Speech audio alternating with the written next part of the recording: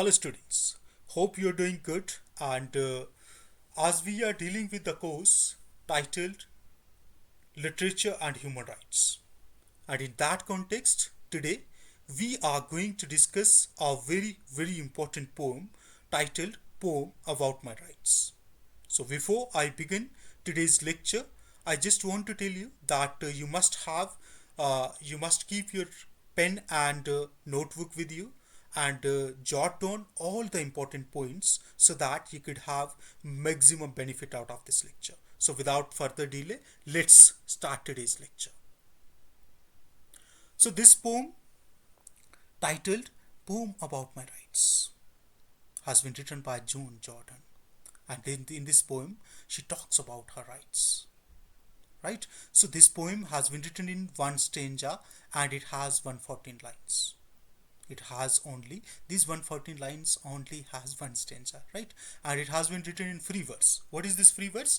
When there is no rhyming scheme, the poem has no rhyming scheme, that poem is free verse, and it has been written by Afro-American writer June Jordan, as I told you. So what is this Afro-American? This is a key term here. Afro means Africa. American means America. The person who belongs to America. That person is American.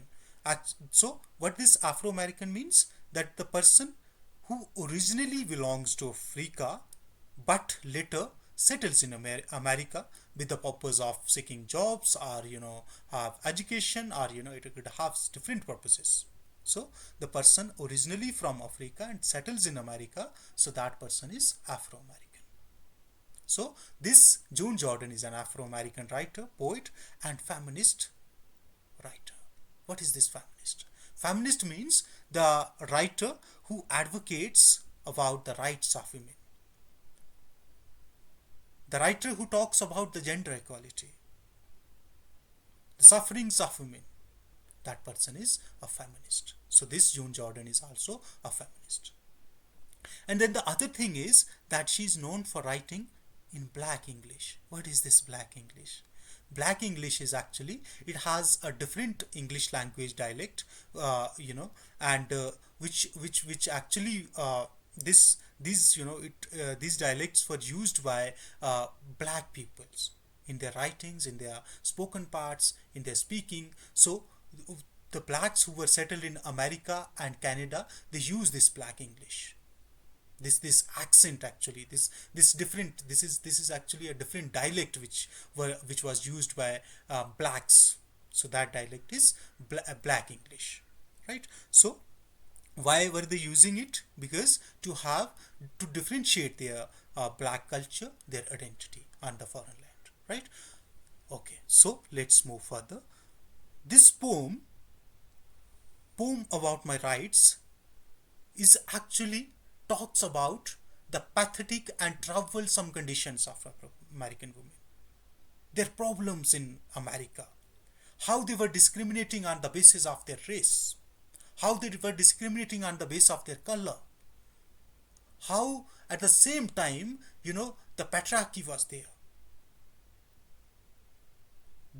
Their voice was suppressed. They were discriminated on all walks of life.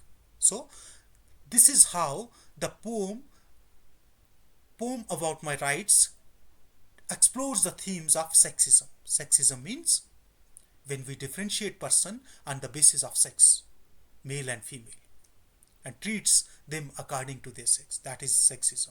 Racism means that we talk about when we differentiate person, when we define the person on the basis of its race.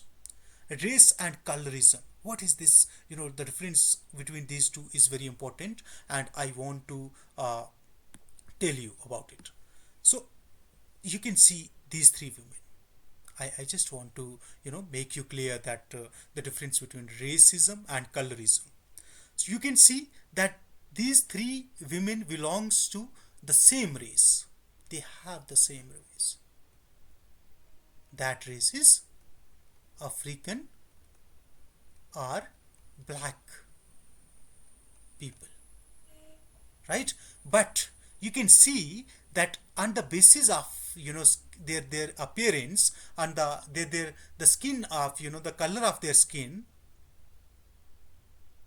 is different. She is more darker than these two. So when we differentiate these three on the basis of their color within the race, that is colorism. So that is also the part of Afro-American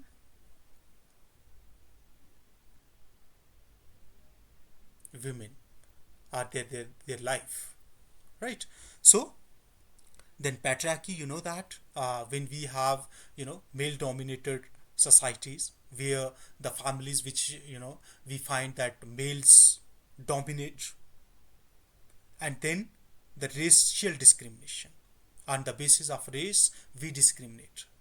We have different kind of treatments on the basis of race. Immigration, as I told you, that when the people, who is actually from African origin but, migrates to America and settles there, that is immigration. And identity, as I told you, that these people, they were they have their identity, that they are the blacks of Africa. So that is identity. So by exploring all these themes, the writer, this in this poem we find all these themes, and because of exploring these themes, because of navigating these themes, and this poem is one of the best feminist poems of the 20th century. And the other thing you need to understand, you need to remember that this poem is with autobiographical in nature.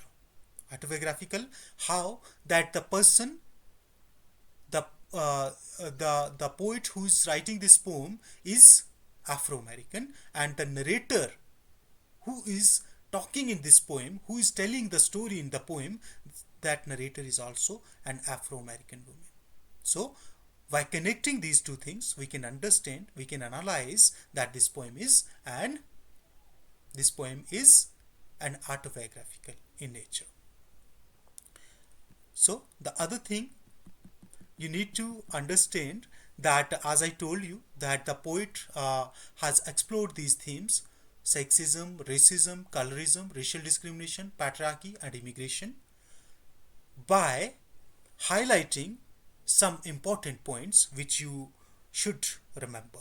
The first thing is, the poem begins and we find that the narrator is Afro-American woman, and she has no freedom of wearing clothes of her choice, and she is denied of her basic rights of living, such as rights of life, equality, liberty, freedom of choice. She has no rights, she has no basic rights.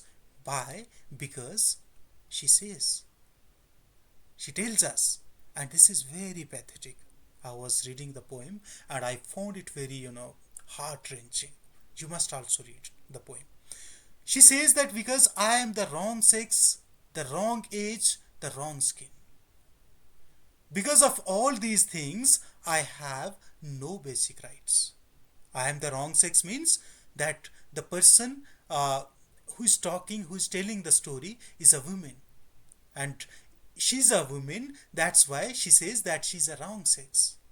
And wrong age means the narrator must be, at a very young age, and she is not allowed to go outside. She's not allowed to, work as other white women, or work as other male members of the society too.